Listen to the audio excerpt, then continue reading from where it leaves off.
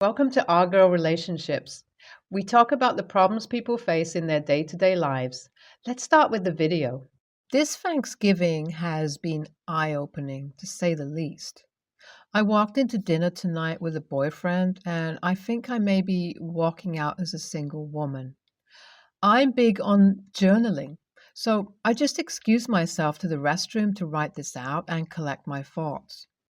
Let me explain. My name is Cassie, 23, and my boyfriend's name is Jason, 27, male. We met in college 5 months ago, and he moved in with me about 3 months ago. I know that might seem fast to some people, but Jason treats me better than anyone ever has. From the day we met, he's always showered me with love and has made me feel like the most special person in the world. My love language is words of affirmation, so he's been absolutely perfect for me. Or so I thought.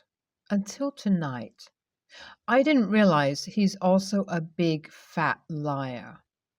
This Thanksgiving dinner was kind of a big deal because it also happened to be the first time I'd be meeting Jason's parents. Of course, I was nervous, but he assured me that they would love me. I was feeling pretty confident about the whole thing until Jason said something unexpected on the car ride over. Hey, Cass, if my parents ask, please don't let them know that I'm in between jobs right now.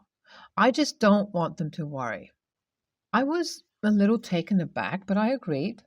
I understood him not wanting to have his parents pry, but the truth is, I've been starting to get a little worried about his unemployment as well. Jason got laid off from his job a week after he moved into my apartment. It was really hard on him because he had worked really hard to get that job as a junior software engineer for a large firm. He's started putting in applications to other companies, but so far hasn't gotten past the interview for any of them. Prior to him moving in, we had agreed we'd split rent and other expenses 50-50. But I told him not to worry about it until he finds another place to work. I didn't want to cause him any more stress or have him burn through his savings. Besides, I was already paying for the apartment on my own before he moved in, so I didn't think paying for it on my own a little longer would hurt. My job as a senior copywriter makes me a decent amount of money, definitely enough to cover both of our costs for a while. But now it's been months and Jason still hasn't found another job. It seems like the more time has gone on, the more comfortable he's gotten with being unemployed. Most days when I get home from work, he's still in his sweats playing video games. It's been a couple of weeks since his last interview, and I don't want to pressure him too much, but I'm worried he's stopped applying for new jobs altogether. Especially after what happened out there at the dinner table tonight. When we arrived at his parents' house, I was quickly introduced to his parents, aunts and uncles and cousins. They all seemed nice enough, but they all gave me a funny look, almost pitying, and I couldn't figure out why. Eventually, we all sat down to eat, and everything was going fine until Jason's uncle brought up work. He asked me what I do for a living. I told him I'm the senior copywriter for a marketing agency. He raised his eyebrows and gave a surprised nod. How's business going these days? He asked. It's going great, I said. We've gotten quite a few new clients just this month. Jason's mother stifled a laugh through a cough. When she realized all eyes were on her, she said, I'm sorry, I was just under the impression that your line of work is not very lucrative. She looked at Jason as she said this. I looked at him confused. He looked like a deer in headlights. Cass does okay for herself, he said, stuttering nervously. His father raised his eyebrows at him. Really? That's not what I remember you saying when we had to spot you for rent at the beginning of the month. Now I was even more confused. What the hell was he talking about? I paid for rent this month and every other month. Jason, what is he talking about? I asked. He's talking about the fact that the second you shacked up with a high-earning man, you lost all control of your spending, said his mom. We know all about how you like to blow through your earnings, and his as well. There was a long, deeply uncomfortable silence after she said this. For the life of me, I couldn't figure out what she was talking about. But then it hit me. I think Jason has been using me all along. I let out a long exhale and glared at Jason. Wow, I can't believe you. I quickly explained to his parents that they had it all wrong. Jason has been jobless for months now, and I have been the sole earner in our relationship. Apparently, they were under the impression that rather than getting fired, Jason had just recently been promoted, and then he had leased a nice new apartment and asked me to move in with him. Then he told them that I was a terrible spender and that I had blown all of my money, and most of his as well, on ridiculous things, to the point that now we couldn't even pay rent. Feeling sorry for their son, they sent him the full amount of rent for that month, urging him to break up with me as soon as possible. I corrected them and said that it has been my apartment all along and that I had asked Jason to move in only a week before he lost his job. I also made sure to clarify that I am the one who pays the rent, including this month's rent. They were shocked. Jason, sweetie, why would you lie to us like this? His mother asked. And more importantly, if Cassie has been paying for everything, what did you do with all the money we sent you? His dad asked angrily. I could tell from Jason's expression that he realized he had been caught. There would be no talking himself out of this one. He came clean, saying that he had actually lost his job and has been unemployed this entire time. He insisted that he has been looking for a new job, but nothing has worked out yet. He told them that I have been supporting him. Then he sheepishly admitted that he had spent all of the money they had sent him on online sports betting. At this point, his mother began crying. She excused herself from the table and went into her bedroom and closed the door. It was all just too much for her to handle. Jason's father looked absolutely furious. He said he was so disappointed in Jason and that he couldn't believe his own son would lie to them like this. That's when Jason turned on me. Damn it, Cassie, I told you not to bring up my work. You know that I'm looking for a job. In just a few more weeks, none of this would have even been an issue. I actually saw tears begin to form in his eyes. At that point, just like Jason's mother, it was all too much for me to handle. I quickly stood up from the table and rushed to the restroom. And now here I am, mind-reeling, trying to figure out what the hell to do from here. I thought Jason was the guy for me, up until just a few minutes ago. He has never yelled at me before. That stung almost as much as being lied to by him. I've never met anyone else who makes me feel the way he does. But was it all a charade? Was he just pretending this whole time so he could use me for my money and my apartment? I'm so lost. I have no idea what I'm going to say when I go back out there. All lies aside, I know that he really has had a hard time since getting laid off. Am I wrong for feeling like I need to dump his ass right here and now in front of his entire family? I honestly have no idea what I'm going to say when I go back out there. I guess I'll keep you updated. Well, my hunch was correct.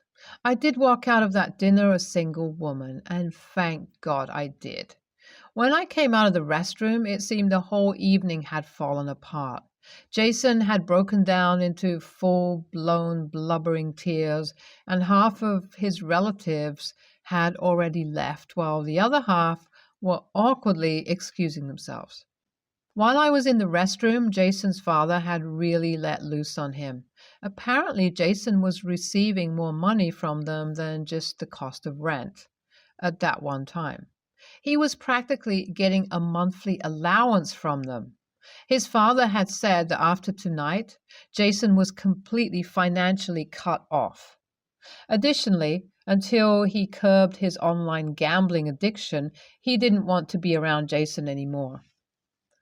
Jason was not taking this well at all. He was sobbing, begging his father not to cut him out, and once he saw me return to the table, he redirected his pleas towards me, begging me not to leave him, spewing apologies. It was honestly the least attracted I've ever been to a man in my life. It was obvious that Jason was used to being able to con everyone around him into giving him what he wanted. And now that he was losing it all, he had no idea how to function. I told him right then and there that I was leaving without him. I was so thankful that we drove my car that night. I said that he could pick his stuff up in a few days, but other than that, I never wanted to see him again. That was yesterday, and I expected myself to be a lot more upset, but honestly, I'm just relieved. It would have been one thing for me to break up with a guy who was simply down and out on his luck, but breaking up with a guy who clearly has entitlement issues leaves me feeling no guilt at all. I'm just happy I got out when I did. Holy crap. An even crazier update to my story. It's been 2 months since I kicked Jason out. A new semester has started, so I have all new classes.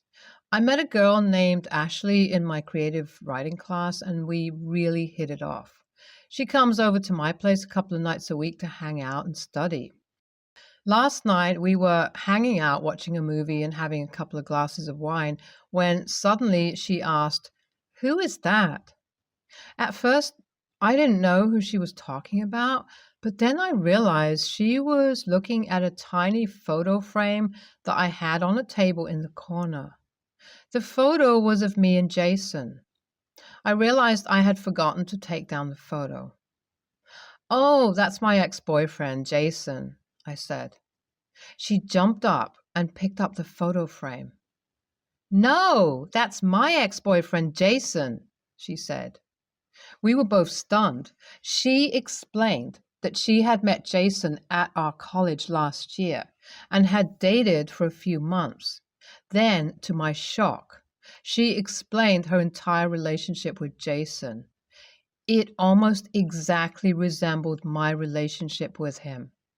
Started dating, quickly moved in with her, lost his job, and then mooched off of her for a while until she called him out on it. But before they broke up, Ashley happened to go through his phone and realized he has done this to multiple other girls as well. Jason has never had a job. He's just a serial dater who jumps from unsuspecting girl to unsuspecting girl, meaning he has been lying to his parents all along as well. What an absolute creep. I'm so glad I got out when I did. NTA, you definitely went wrong for leaving him. He deserves to be alone. ESH. To be honest, I think everyone is a little bit at fault here. You need to grow a backbone and stand up for yourself sooner and not be so naive. Both you and Jason's father need to be aware of the fact that he has an active gambling addiction and probably needs help. And addict or not, Jason definitely is a jerk for repeatedly using girls like that.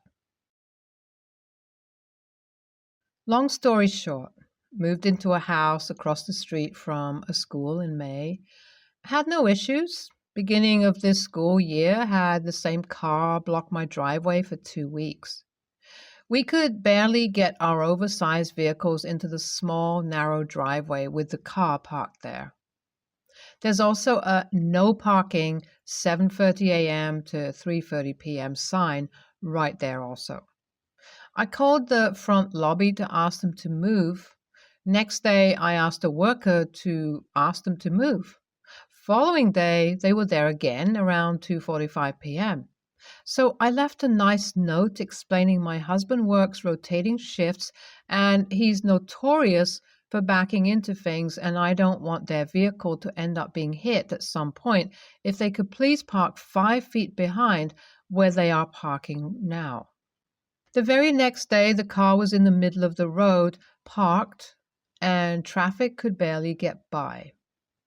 Mind you, we have to deal with the car rider line as well as this specific car parking in front of our driveway. So I posted on our private Facebook group asking if anyone else had this issue, and if so, what did they do? And before anyone suggests it, I did not want the car towed or for them to get in any trouble. That was at 3 p.m.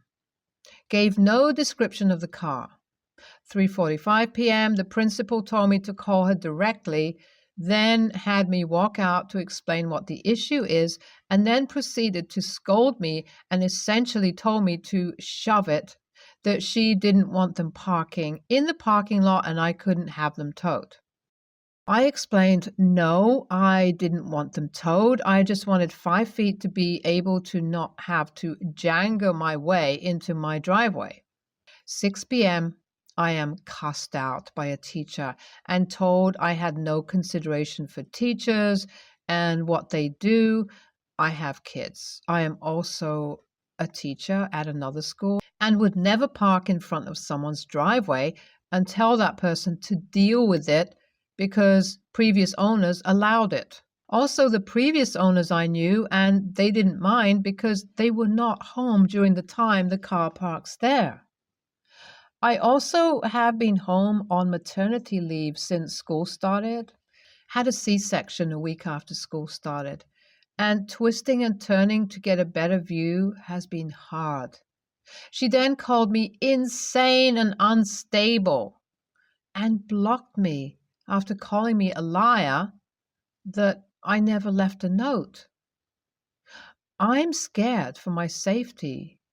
I go by the Nest security system and it's been 2 months. No other cars park in front of my driveway for more than a day. Nothing is consistent, so I don't do anything. Until Friday, the same car parked in front of my driveway again. I pull in today and with tons of parking spaces in the parking lot and tons of space on the illegal street behind her, but she had to park in front of my driveway. I irrationally called the non-emergency line and reported cars parked on this street during the no parking hours every single day. Then a cop showed up and wrote a warning. I saw and quickly pulled my car into the garage. Now people are outside taking pictures of my house and driveway and screaming on the phone about it. Did I go too far? I was mad that they got away with cussing me out, and my husband thinks I may have been a little irrational, but it was my decision, and he will stand by it. NTA, we live in a society, people give and take. The first time maybe was an accident, but after that, this person parked in front of your driveway intentionally instead of moving a few feet so you could exit, and have enlisted an army to pile on and gaslight you as if you are the crazy one for wanting to access your own property. If these people don't have the decency and sanity to compromise by moving a mere 5 feet, I would have them towed every time. NTA, but you need to report the principal to their supervisor immediately. They should be letting employees, even aftercare employees, park on the school grounds to begin with. Also, their behavior of not dealing with the situation and being unprofessional needs to be addressed. Same with the teacher. The kid is probably being told by mommy to keep parking there and don't worry about what you say. I would immediately, though, speak to a lawyer and get to know all your legal rights, not just make assumptions of what they should be. Along with researching what the laws are about parking on public residential streets. Have everything in writing and document everything being said and done. Then make a decision on what your next legal step is going to be. I, 35, female, am married to Josh, 37, male. Josh has a child, Nate, 15, male, from his previous relationship, which I treat as my own. My in-laws have decided to visit us and stayed with us for 2 weeks as we have a bigger house and they live on another end of the country. I didn't mind that as I assumed I would be working most of the time. I currently work from home as recently my anxiety has been through the roof due to something that happened in the office. However, after the first few days, I discovered that my in-laws are way too much for me to handle right now in my current state. They are very talkative, demand attention all the time, including while I'm working, want to spend time as a family 24/7, and give unsolicited advice on everything. Each of them is also incredibly picky what to eat, so the easiest option to accommodate their pickiness is to order a takeaway, which is something we have been doing for a week. Unfortunately, my in-laws are also too much for Nate. He absolutely hates their company as they wouldn't shut up about his personal life and keep asking questions. I have managed to avoid them by locking up in my office for the last week and gaming after office hours while saying everyone I'm very busy at work and pretending I'm working. I need to relax, and their presence affects my mental health too much. Seeing Nate in the same situation made me suggest for him to do the same, and then both of us can sneak out somewhere later in the evening and during lunch for food, which he agreed to. So he told them he has an important school project. So after school, he can spend time with his friends without being nagged or just read or game in his room instead. Well, my husband has discovered what me and Nate have been doing. After some pressure from my in-laws and my husband, Nate said it was me who suggested this as he was feeling overwhelmed with all the attention. Yesterday, Josh, my mother-in-law, and me had a big argument about it, where both Josh and Jenna, mother-in-law, said I shouldn't teach Nate bad behaviors and what an a-hole I was for playing games instead of cooking for them. I have reminded that we have plenty of takeaways in the fridge and some of the meals I made on the weekend that just require to be put in the microwave. But I'm still a bad guy. AITA? NTA. House guests are like fish. They begin to stink after 3 days. 2 weeks is an incredibly long time for you to have to babysit your spouse's parents. By the way, what's he cooking for them?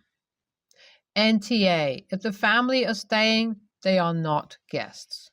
They are not there to be waited on by you as if you were their servants. Why don't they get organized, go out and buy the ingredients and cook for you? After all, you're the one working to provide them with free accommodation.